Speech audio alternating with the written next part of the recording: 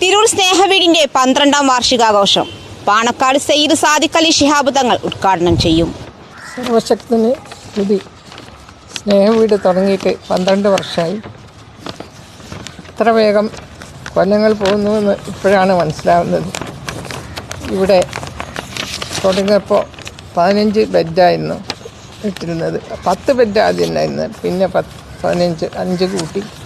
പിന്നെയും കൂട്ടണം എന്നുള്ള ആവശ്യങ്ങൾ വന്നപ്പോൾ ഞങ്ങൾക്ക് സാധിക്കില്ല എന്ന് പറഞ്ഞു. കാരണം ഞങ്ങളുടെ വീട്ടിൽ നിന്നുണ്ടാക്കുന്ന ഭക്ഷണം തന്നെയാണ് ഇവർക്ക് കൊടുക്കുന്നത്.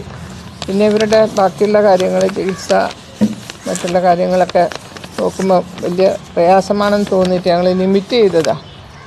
ഇനിയും ആൾക്കാർ വന്നുകൊണ്ടിരിക്കുന്നുണ്ട്. പക്ഷെ തീർത്തും അനാഥരായിട്ടുള്ളവർക്ക് മാത്രമേ ഞങ്ങൾ അഡ്മിഷൻ കൊടുക്കാറുള്ളൂ. ഡയമണ്ട്സ് മാറുന്ന കാലത്തിന്റെ ആഭരണ സങ്കല്പങ്ങൾക്കൊപ്പം ആരെങ്കിലും നോക്കാനുണ്ടെങ്കിൽ അല്ലെങ്കിൽ വേറെ എന്തെങ്കിലും സൗകര്യം ഉണ്ടെങ്കിൽ ഞങ്ങളവരെ അഡ്മിറ്റ് ചെയ്യാറില്ല. തീരെ പറ്റാത്തവരെ മാത്രമേ ഞങ്ങളിവിടെ ചേർക്കാറുള്ളൂ. ഈ 12 വർഷത്തിനുള്ളിൽ 25 പേര് ഇവിടെ നിന്ന് മരിച്ചത് വാർദ്ധക്യ സഹജം മാത്രമല്ല, അവരുടെ അനാരോഗ്യം, അങ്ങനെയുള്ള പല കാരണങ്ങളും കൊണ്ടാണ്. ഇപ്പോൾ ഇനിയും അഡ്മിഷന് വന്നുകൊണ്ടിരിക്കുകയാണ്. 18 വയസ്സിനും 85 വയസ്സിനും ഇടയിലുള്ള ആൾക്കാരാണ് ഞങ്ങളുടെ അടുത്തുള്ളത്. കുട്ടികൾ, ചെറുപ്പക്കാരായ കല്യാണം കഴിക്കാത്ത കുട്ടികളുണ്ട്, വയസ്സന്മാരായ സ്ത്രീകളുണ്ട്, എല്ലാം ഉണ്ട്. ഇവർക്കെല്ലാം മാസത്തിൽ അല്ല, ഒരു കൊല്ലത്തിലൊരിക്കലെങ്കിലും വാർഷികം എന്ന് പറയുമ്പോൾ അവർക്ക് സന്തോഷിക്കാനുള്ള അവസരം കൊടുക്കുക, അതാണ് ഞങ്ങൾ ഉദ്ദേശിക്കുന്നത്. അവരുടെ ദുഃഖങ്ങളൊക്കെ മറന്നുകൊണ്ട് മറ്റുള്ളവരുമായി മിങ്കിൾ ചെയ്ത് എല്ലാം കൊണ്ടും നല്ല വസ്ത്രം കൊടുക്കുക, നല്ല ഭക്ഷണം കൊടുക്കുക, അതൊക്കെ ഉദ്ദേശിച്ചുകൊണ്ടാണ് ഞങ്ങൾ വാർഷികം. അല്ലാതെ കൊടുക്കുന്നുണ്ട്, പെരുന്നാളിനൊക്കെ നല്ല വസ്ത്രം തന്നെ കൊടുക്കുക.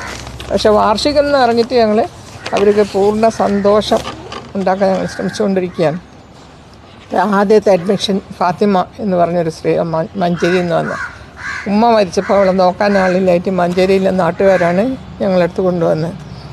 ഇപ്പോൾ അവൾ വളരെ സന്തോഷവതിയാണ്. സംസാരിക്കാൻ പറ്റില്ല, സ്വന്തം കൈകൊണ്ട് ഭക്ഷണം കഴിക്കാൻ പറ്റില്ല, ആരെങ്കിലും വാരിക്കൊടുക്കണം. എന്നിട്ടും അവൾ ഇന്ന് വളരെ സന്തോഷത്തിൽ ഇങ്ങനെ മേശങ്കസാല ഇവിടെ ഇട്ട് കഴിഞ്ഞാൽ അവൾ അവിടെ നിന്ന് ഓടി വന്നിരിക്കും. എന്തെങ്കിലും പ്രത്യേകത ഉണ്ടെന്ന് നമുക്കറിയാം.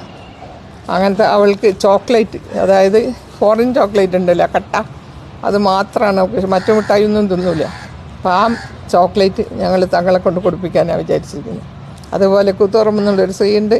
അവൾ എത്ര വളയും മാലയും കിട്ടിയാലും ഒക്കെ പോരാന്നാണ്. അപ്പം അങ്ങനെ സ്വർണം കൊടുക്കാൻ പറ്റില്ല, മറ്റുള്ള നല്ല സാധനങ്ങൾ എല്ലാം റെഡിയാക്കി വെച്ചിട്ട് ഒക്കെ കൊടുക്കാം. അങ്ങനെ അവർക്ക് ഓരോരുത്തരുടെയും സന്തോഷം എന്താണോ അതൊക്കെ അറിഞ്ഞും കൊണ്ടാണ് ഞങ്ങൾ ചെയ്യുന്നത്. കഴിഞ്ഞ മാസം 5-6 കുട്ടികൾ വന്ന് എന്നോട് പറഞ്ഞു, ഞങ്ങളൊന്ന് പാടിക്കോട്ടെ ഇവർക്ക് വേണ്ടി, ആമ്പിള്ളേരാ. അപ്പം എന്ത് പാട്ടാ? മുട്ടിപ്പാട്ട് പാടാനാ. അറിയില്ല. അപ്പം ഞാൻ പറഞ്ഞു പറ്റില്ല, ഇവിടെ ഒരാൾ മരിച്ചിട്ട് 1 മാസമേ ആയിട്ടുള്ളൂ, അവരുടെ ദുഃഖം മാറിയിട്ടില്ല, ഇപ്പം പറ്റില്ല എന്നാണ്.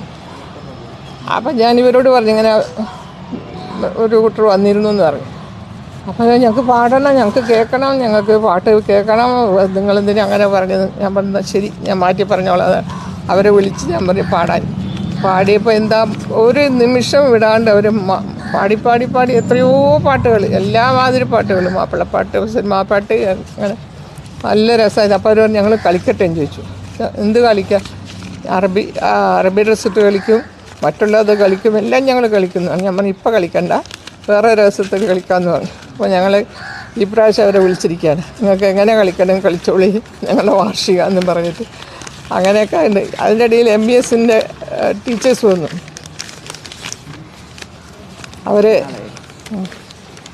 അവരുടെ കുട്ടികളെ കൊണ്ടുവന്നിട്ട് ഇവിടെ ഒരു മാർച്ച് പാസ്റ്റും അവർക്ക് ഇവരൊക്കെ കാണണം, നമ്മളെയൊക്കെ കാണണം.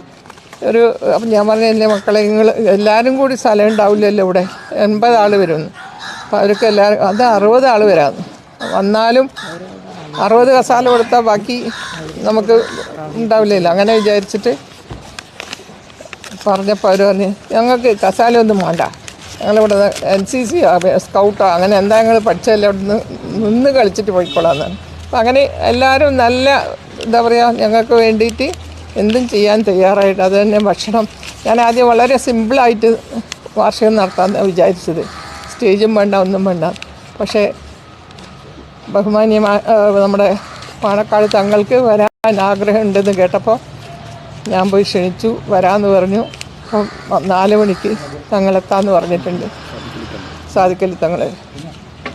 പിന്നെ നമ്മുടെ കണ്ണൂരിലെ രാജാവ് നിങ്ങളൊക്കെ കേട്ടിട്ടുണ്ടോയെന്നറിയില്ല. ഞങ്ങളൊക്കെ ഏജ് ഒന്നിച്ച് പഠിച്ചതല്ല, അവിടെ നാട്ടിൽ ഒന്നിച്ച് ഒരു സ്കൂളിൽ തന്നെ ഉണ്ടായിരുന്നു. അറക്കൽ രാജാവ് അവരെ ഇത് പെരുന്നാളൊക്കെ വന്നാൽ വിഷ് ചെയ്യാൻ വിളിക്കാറുണ്ടായിരുന്നു. അപ്പം ഞാൻ പറഞ്ഞ് നിങ്ങളെന്താ ഞങ്ങളെ നാട്ടിലൊന്ന് വരണം എനിക്ക് തിരൂർ വരണം എന്ന് പറഞ്ഞു. അപ്പം ഞാൻ ഈ സമയത്തൊന്ന് വിളിച്ചു നോക്കി. അപ്പോൾ അവർ വരാമെന്ന് പറഞ്ഞു. രാജാവ് നേരിട്ട് ഫോൺ എടുക്കില്ല. രാജാവിൻ്റെ 2 ആൾക്കാരുണ്ട് വലത്തും ഇടത്തും നിൽക്കുന്നത്. അവർ 2 ആളാണ് ഫോൺ എടുത്തിട്ട് പറഞ്ഞു, നിങ്ങളെ അറിയാം, ഞങ്ങളെ നാട്ടുകാരിയാണ്, നിങ്ങൾ വിളിച്ചാൽ ഞങ്ങൾ വരൂലേ. അങ്ങനെ അവരും വരാമെന്ന് പറഞ്ഞിട്ടുണ്ട്. നമ്മുടെ ബഹുമാന്യ MLA ഞാൻ പറഞ്ഞിട്ടുണ്ട് അവരെ ഹാരമണിക്കാൻ. ആണുങ്ങളാണല്ലോ എല്ലാവരും വിചാരം BV എന്നാണ്. BV അല്ല, ഒരു ചെറുപ്പക്കാരനല്ല, ഞങ്ങളുടെയൊക്കെ വയസ്സാണ്. എനിക്കിപ്പോൾ 77 വയസ്സായി കേട്ടോ. നിങ്ങൾ കേട്ടിട്ടുണ്ടാവും. 14 വയസ്സ് മുതൽ തുടങ്ങിയതാണ് സേവനം. ഇപ്പോൾ ഇതായി സ്നേഹവീടാണ് അവസാനം എന്ന് പറഞ്ഞാൽ ഇതാണ് ഞാൻ ഇപ്പം നടത്തുന്നത് ഇല്ല കാര്യമായിട്ടുള്ളത്. മേസിലും മറ്റേതിലൊക്കെ ഉണ്ട്, പക്ഷെ വളരെ ചുരുക്കമായിട്ട് പോകുന്നുള്ളൂ. നിങ്ങൾക്ക് കാണാമല്ലോ എൻ്റെ കാലം കൊണ്ട് ശരിക്കും നടക്കാൻ പറ്റാത്തതുകൊണ്ട് അധികം